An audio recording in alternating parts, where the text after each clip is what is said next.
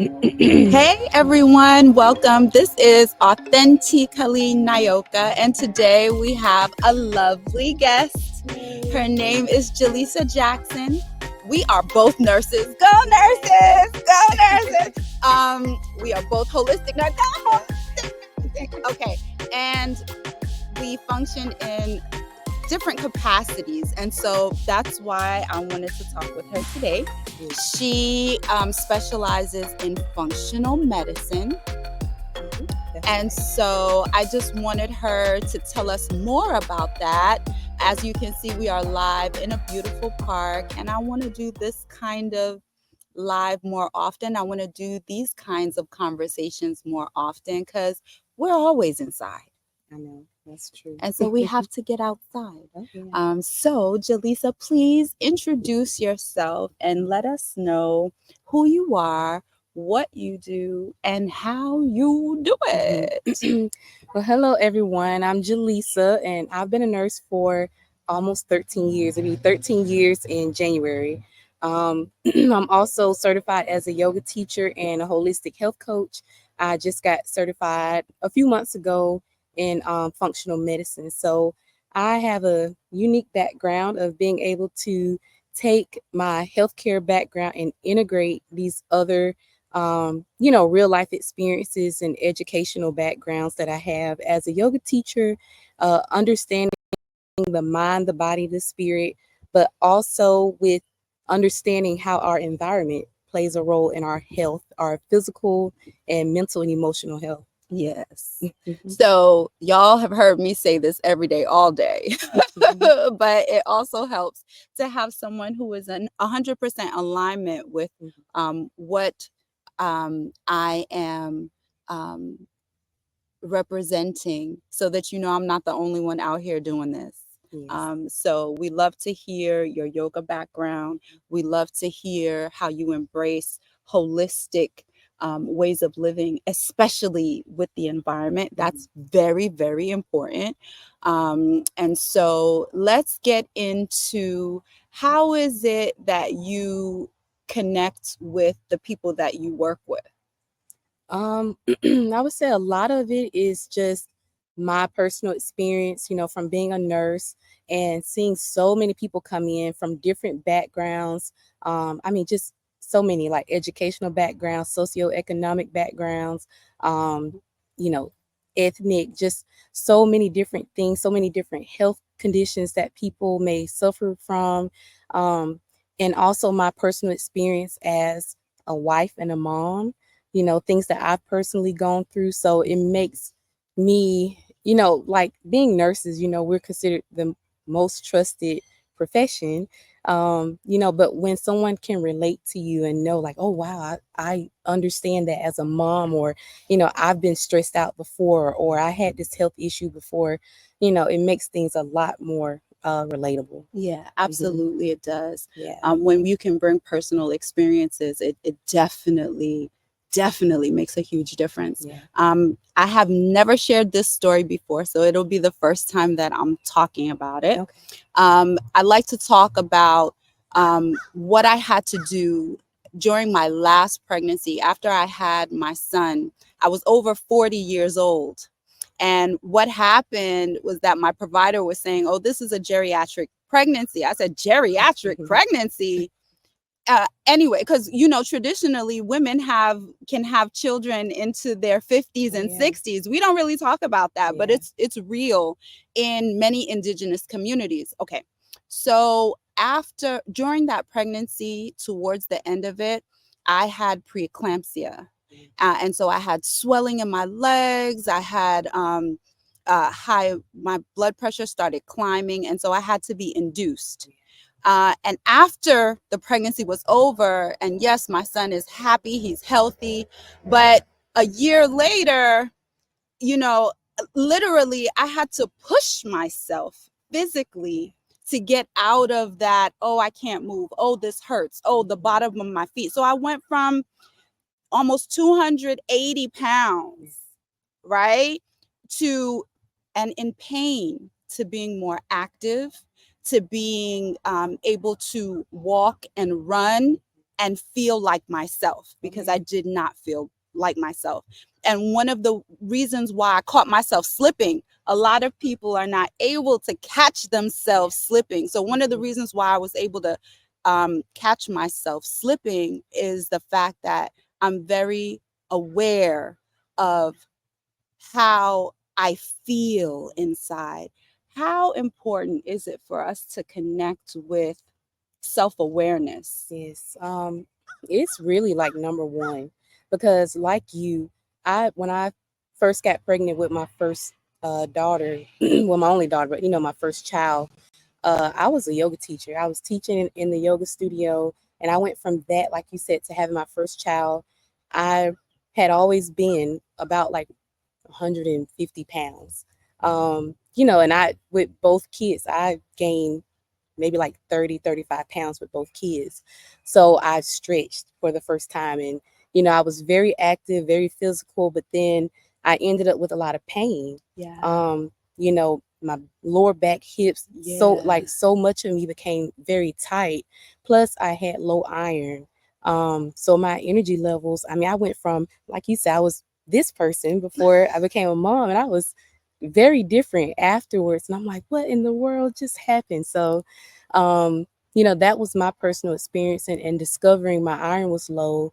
And you're like, is something wrong with me? Like, I don't feel like myself. And everyone's like, it's because you're a new mom, you're just tired. I'm like, no, something is wrong. And so you definitely have to be an advocate for yourself. But like you say, having that self-awareness is so important, because how do you know, like, how are we able to assess if something is different or if it's getting better? You have to start with first checking in with yourself. And so that's where, for a lot of people, the yoga, the integration of yoga can be helpful, so you can just kind of turn inward. Because we're so distracted. Now, functional medicine, the way that I hear about it, has a lot to do with lab work. Tell me how you relate to the people that you work with in terms of lab work and functional medicine. So with labs is it can be very important in functional medicine, mainly because it allows you to really know, like, exactly what's going on in this person's body.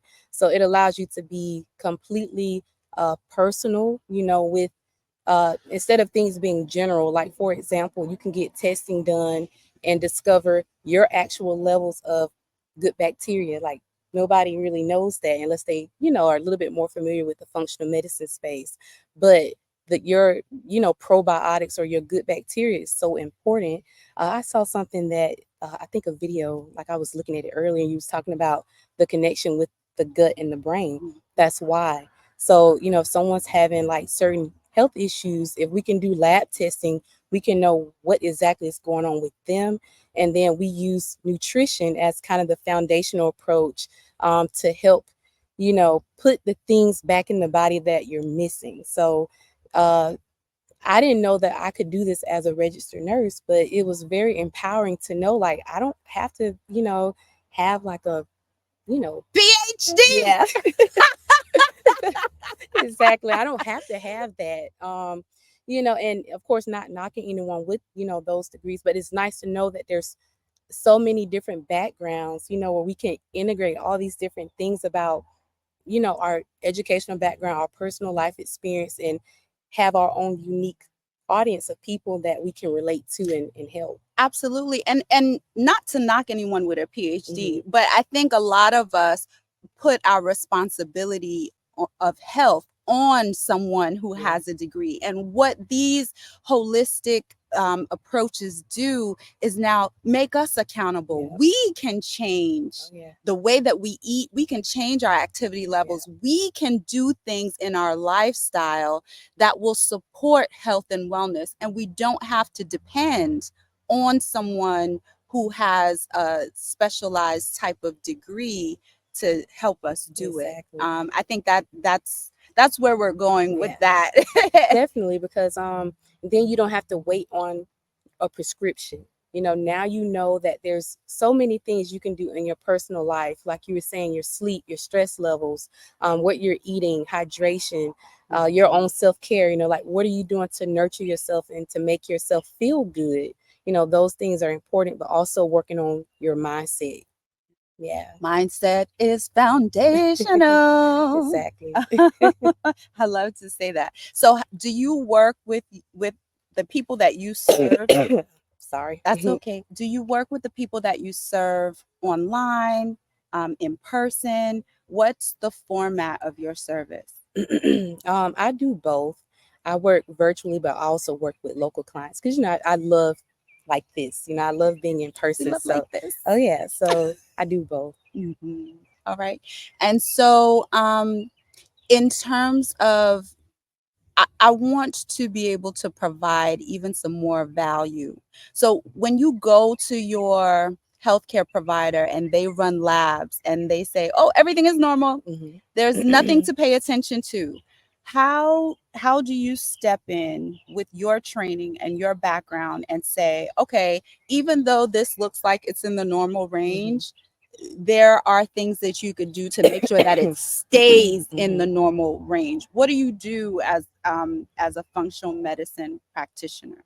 Um, so one of the things that we look at is an optimal level. You have your range of normal, like, you know, if like blood pressure, there's we'll say 120 over 80, right? Um, so if someone's like 117 or 130 something, we'll be like, well, you're high or low, but there's an optimal range that we strive for in functional medicine. So if someone's within a normal range in conventional medicine, but they're a little bit outside of optimal, then we could start working on things before they become, noticeable, or before it becomes an actual diagnosed disease. Okay. So, what do you suggest? People print out their labs and bring it to you, and then you analyze it and then prepare a plan of action. How do you work that out? Um, I can get started without labs. Like I said, it's a little bit more general, but we do still take a different approach. Like, um, with like looking at the Mediterranean diet, different things, anti-inflammatory diets based on what their health issues may be. So it's still different from like the approach that most people would take when it comes to health and wellness. But at the same time, if you do have labs, it allows us to be more specific about what's really going on. But I do like a personal sorry, holistic health assessment, and then we create a plan from that. Mhm, mhm. And like I talk about, oftentimes you'll find many different types of holistic health and wellness assessments, Mhm. right? I know that there are many different wellness companies that have them out there. It may be just a matter of finding one that fits your needs Yeah. or is suited for your needs. Yeah. So when you have someone who wants to make a change in their life, they know that they should, and you start with diet, Mhm. right? Yeah. But they're like 1 foot in and 1 foot out. How do you encourage them to take the have both feet in the game Mhm. of nutrition and diet wellness? I don't like to use the word diet so much, Yeah. but lifestyle changes. How do you tip them over into being on board 100%? Um, Mainly by connecting them to like their why. Like, why is this important? What would it be like if we make no changes? And many of us, we can easily imagine like ultimately we end up in the hospital. And no one wants to go to the hospital. Um, think about how it affects people, like your family members, uh, cost. Like just overall cost of trying to, if you wait to too late, to improve your health versus being a little bit more proactive and preventive.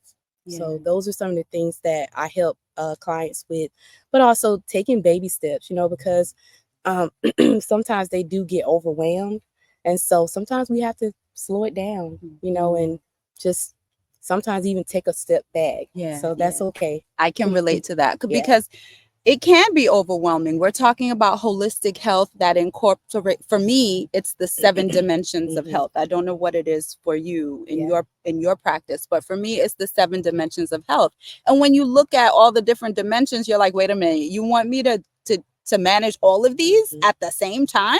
It can really be overwhelming. So even within my coaching program, if someone has something that they want to address that's outstanding that same day, I would say, okay, we can get back on track at any time. The coursework is here for you to complete, but let's take a look at what is challenging and on hand now. And so we do pause and we do take that, okay, let's prioritize.